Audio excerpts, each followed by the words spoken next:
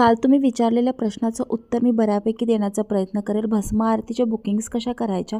By the way, कालचा vlog तुम्ही पाहिला नसेल तर प्लीज जाऊन बघा. आम्ही देवदर्शन कसे केले महाकालेश्वरांचे. त्यानंतर आज सकाळी 3 वाजता उठून मी आंघोळ केली. एकदम हळूहळू आवरत होते, कारण आमचं रात्री डिस्कशन झालं की मागच्या वेळी सचिन गेला होता भस्म आरतीला, आता यावेळी मी जाईल. तर मंडळी, भस्म आरतीसाठी जर तुम्हाला प्रॉपर पूर्ण आरती अटेंड करायची असेल ना, तर एक ऑनलाईन वेबसाईट आहे, ती मी तुम्हाला डिस्क्रिप्शन बॉक्समध्ये देते. ती तुम्ही तिथे जाऊन रजिस्टर करू शकता. फक्त 200 रुपये चार्जेस आपल्याला पे करावे लागतात आणि एक ID प्रूफ द्यावं लागतं. आता ही जेवढी तुम्ही गर्दी बघतायत ना, तर ही भस्म आरतीसाठीच आहे. परंतु आम्हाला फक्त आणि फक्त महादेव डोळ्यांनी बघायला मिळतील, पण आम्ही पूर्ण आरती अटेंड करू शकणार नाही. का तर आम्ही ऑनलाईन बुकिंग भस्म आरतीसाठी केली नाही आहे. ठीक आहे, भस्म आरतीसाठी ऑनलाईन बुकिंग ही आपल्याला 28 दिवसांआधी करावी लागते आणि आपल्याला त्या पद्धतीने स्लॉट मिळतो. हे फुटेजेस मी एका फ्रेंडकडनं घेतले आहे की त्यांनी पूर्णपणे भस्म आरती अटेंड केली होती आणि हा झूम फुटेज आहे. तर इतकी सुंदर वाईब आहे ना. हे मी फक्त 2 सेकंडसाठी महादेवाला पाहिलं होतं ह्या अवतारामध्ये. त्यानंतर महादेवाला इतकं सुंदर असं रूप दिलं जातं, तर इतकी छान आरती होते ना मंडळी. खरं ही आपण एक वेळा तर अनुभवायलाच पाहिजे. आम्ही 2 वेळा जाऊन आलो, परंतु आम्ही प्रॉपर भस्म आरती अटेंड केली नाही, तर फक्त जस्ट भस्म आरतीच्या दरम्यान आपण तिथे जाऊ शकतो. आणि ना खाली 400 लोकांचा स्लॉट असतो. एका दिवसाला फक्त 400 लोक अटेंड करू शकतात. त्यामुळे आपल्याला ऑनलाईन बुकिंग करावी लागते. शिवचरण आणि वैष्णवी आणि सगळे सुटून सकाळी 3 वाजता आवरणं शक्य नव्हतं आणि मागच्या वेळी शिवचरण खूपच लहान होता, त्यामुळं मी सचिनला म्हटलं होतं तू जा. मग आम्ही काय केलं, मी सकाळी 3ला जाऊन आले, म्हणजे 3:30च्या दरम्यान रांगेत होते. 4 वाजता मंदिरात प्रवेश केला, महादेवाचं दर्शन घेऊन मी रिटर्न आले. 4:30पर्यंत रूमवर आले आणि मी जशी आले तसं सचिननी आवरला आणि तो दर्शनास गेला. त्यांनी तिथे दर्शन करून आला आणि आम्ही पटकन आवरून आता निघालो. का तर आम्हाला जायचं आहे काळभैरव यांच्या मंदिरामध्ये. तर खूप छान एक भन्नाट वाईब, भन्नाट म्हणू का तुम्हाला प्रसन्न म्हणू, कसं सांगू मी तुम्हाला, एक सुंदर वाईब महाकालेश्वरांच्या इथे आल्यावर येते आणि असं वाटतं की आपण कायम यावं या ठिकाणी. आणि सोमनाथला सुद्धा आम्हाला तेच फील झालं होतं. खूप पॉझिटिव्ह माइंडसेटने आम्ही आता महाकालेश्वरांचं दर्शन घेऊन निघतोय आणि तिथेच शिप्रा नदीच्या पार्किंगच्या इथे आम्ही थांबलो आणि तिथे ब्रेकफास्ट केला आणि फायनली आम्ही निघालो आता काळभैरव मंदिराजवळ. तर तुम्ही बघू शकताय मध्ये मध्ये मुलं करतायत आणि सचिनला जाम हसायला येते, कारण की मध्ये मध्ये शिवचरण जोरजोरात म्हणते जय महाकाल जय महाकाल. तर तो महाकाल नाही तर महाताल म्हणतो. ते बघून आम्हाला खूप गोड वाटत होतं.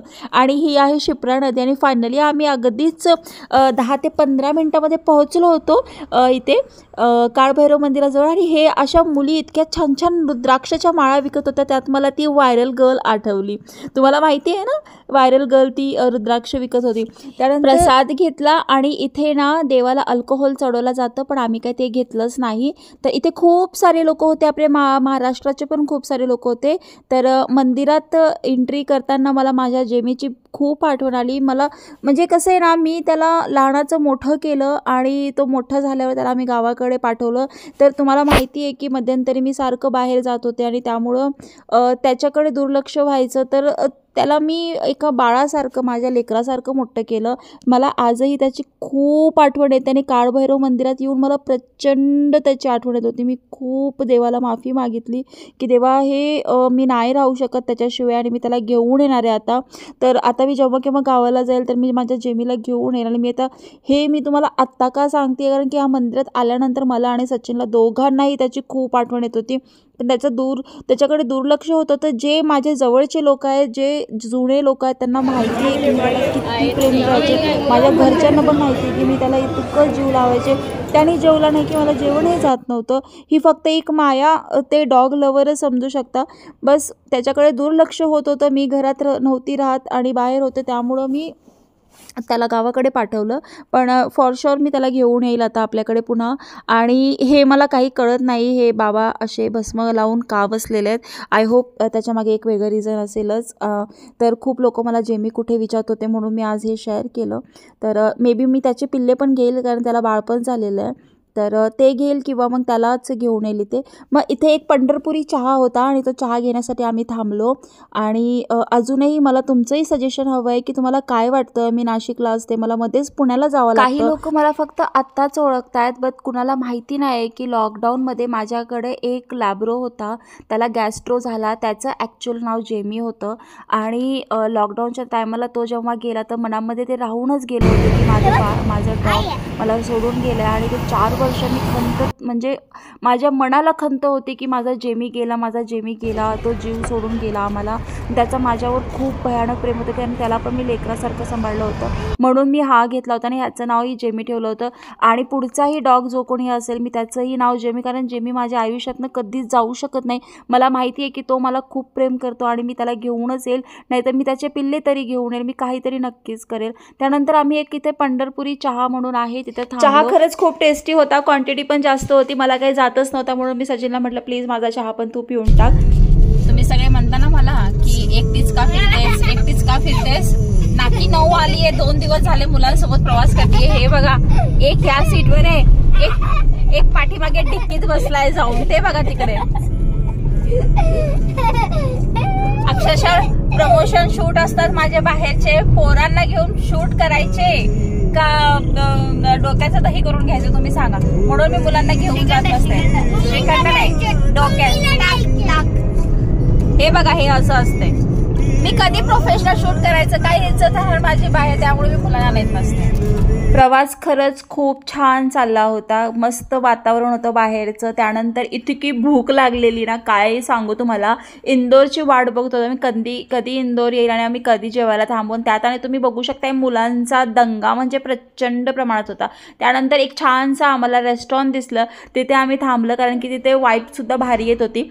तर पहिला मुलं उतरल्या गाडीच्या खाली छान खेळायला गेले. आणि मी स्टार्टरमध्ये मागवलं होतं छान असं फ्रेंच फ्राईज, जे की शिवचरणला खूप आवडतं. आणि माझं फेवरेट ऑल टाईम की तवा पुलाव. तर छान तवा पुलाव मी घेतला, सचिनने शेवभाजी घेतली आणि रोटी घेतली. त्यानंतर कसं ना थोडंसं दमल्यासारखं वाटत होतं, म्हणून त्यांनी रेडी आणि कंटिन्यू गेस्ट लोकांचे कॉल चालू होते, त्यातला मी एक रेकॉर्ड केला. Mister Rishi, and what time would you be here sir? I'll book it for 7:30.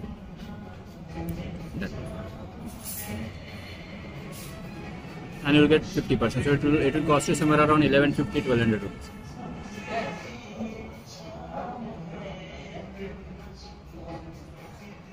No, so that's the highest. खरं तर हे त्याचा जो शूट घेतला मी त्याला माहिती नाही, जेव्हा केव्हा तो व्हिडिओ बघेल तेव्हा थोडंसं गेम होणारच आहे माझं, पण इट्स ओके. मॅनेज करून घेईल मी. तसा तो फुल व्हिडिओ तसा पाहतच नाही, पण रील्स बघतो, पण त्यात पण त्याला जाणवेलच मी काय काढ केलं आहे त्याचं. असो, चला. हे छान होतं बाबाज गांधी किचन. हे आहे इंदोरच्या हायवेवर. आणि हा जो ॲक्सिडेंट मी बघितला त्यावेळी मी हक्कीच्या बक्की राहिले की हे चाललं काय आहे, काय लेवलला हा माणूस किंवा हा ड्रायव्हर गाडी चालवत असेल, हे फक्त त्यालाच माहिती आहे. आणि मला खरंच आता प्रवासाची जाम भीती वाटायला लागली आहे. आता राहिला प्रश्न माझ्या डॉगचा, तर मी तुम्हाला थोडक्यात सांगते, कारण की याच्या पुढचा प्रवास तर मी केला नाही.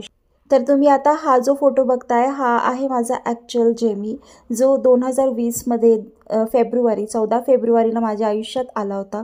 आणि सचिनने मला हे गिफ्ट दिलं होतं. तर म्हणजे तो फक्त माझ्याजवळ ऑगस्ट महिन्यापर्यंत राहिला असेल, फेब्रुवारी ते ऑगस्ट, कारण त्याला झालं होतं गॅस्ट्रो. तर फर्स्ट पेट ओनर होतो. आणि सचिनला माहिती होतं की मला त्याच्यावर म्हणजे मला डॉग्स किती प्रिय आहे हे सचिनला माहिती होतं. त्याला ॲक्च्युली रॉटवेलर आवडतात, पण मला लॅब्रो आणि गोल्डन रिट्रीवर आवडायचे. तर हा माझ्या बाळाचा शेवटचा फोटो आहे. आणि तो म्हणजे माझ्या आयुष्यातनं कधी गेलाच नाही. आजही तो म्हणजे म्हणतात ना की जे आपल्या डॉगवरती प्रेम करतात त्यांना माहिती आहे की डॉगवरती म्हणजे ते कधीच आपल्याला सोडून जात नसतात, ते कुठल्या ना कुठल्या ह्यानं आपल्याजवळ येत असतात. आजही माझ्या दारात स्ट्रे डॉग इतके बसलेले असतात, मी त्यांना फीड करते, पण मी कधीच सोशल मीडियावरती ते शेअर करत नाही. जे फक्त मला व्हिडिओ कॉलवरती बघतात त्यांना माहिती आहे की मी प्रत्येक वेळा सकाळ संध्याकाळ माझ्या डॉग्सला खाऊ घालते. राहिला प्रश्न आत्ता माझा जेमी कुठे आहे, तर तो गावाकडे आहे आणि तो खूप व्यवस्थित आहे, एकदम त्याची लाईफ फ्रीली जगतो आहे, कुणाचं टेन्शन नाही काय, आणि एकदम निवांत आहे तो. बरेच लोक रोज उठसूट मला कमेंट्स करतात की ताई तुझा जेमी कुठे आहे, डॉग कुठे आहे, आता डॉग दिसत नाही. तर फक्त एक पेट ओनर समजू शकतो की काय त्रास होत असेल मला, त्याची गैरसोय होत होती म्हणून तो आता गावाकडे त्याला पाठवलं.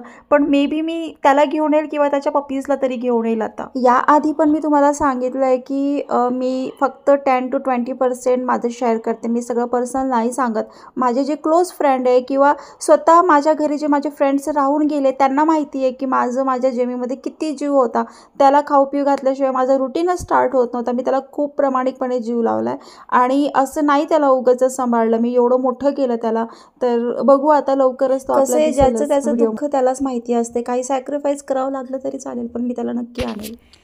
अजून एक गोष्ट सांगायची राहूनच गेली. हा कालचा व्हिडिओ थोडासा मी तुम्हाला दाखवते. बरेच लोक काय खूप गर्दीमध्ये लाईन करून उभारला असेल तर त्यांना खूप वेळ जातो. तर तुम्ही असे हे जे दुकानवाले असतात ना, ज्यांच्याकडून आपण प्रसाद घेतो, त्यांनाच 250 रुपये द्यायचं पर पर्सन आणि ते आपल्याला तत्काल एंट्रीसाठी तिकीट्स देतात. त्यांनाही आपली ID कार्ड दाखवावी लागते, आधार कार्ड वगैरे, आणि आपण 250 रुपये पे करून पर पर्सन आपण जाऊ शकतो. तर आम्ही हे 250 रुपये पे करून डायरेक्ट गेलो होतो शीघ्र दर्शनासाठी. कारण काय आहे, आपल्याला बाकीच्या गोष्टी पण 2 दिवसात कव्हर करायचे होते. तुम्हाला जर हवं असेल तर एका मिनी ब्लॉगमध्ये मी शेअर करते, जर तुम्हाला 2 दिवसाचा प्लॅन करायचा असेल विथ हॉटेल डिटेल्स. ठीक आहे, डिस्क्रिप्शन चेक करायला विसरू नका, त्यामध्ये मी तुम्हाला अजून बरेच डिटेल दिलेले आहेत.